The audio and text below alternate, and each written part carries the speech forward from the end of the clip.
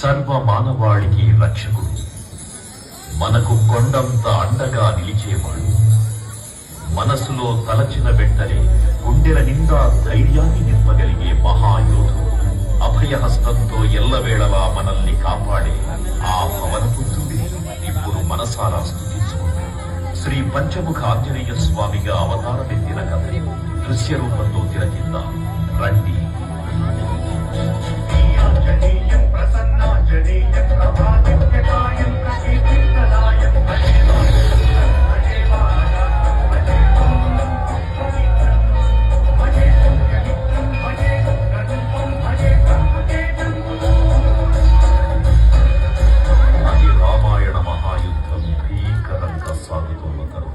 శ్రీరామచంద్రుని సారథ్యం వానర సైన్యంతో విజృంభిస్తూ లక్ష్మణస్వామి తనతో పోరాటం చేస్తున్న రావణుడి కుమారుడు ఇంద్రజిత్ తలని బాణంతో ఒక్క వేటుతో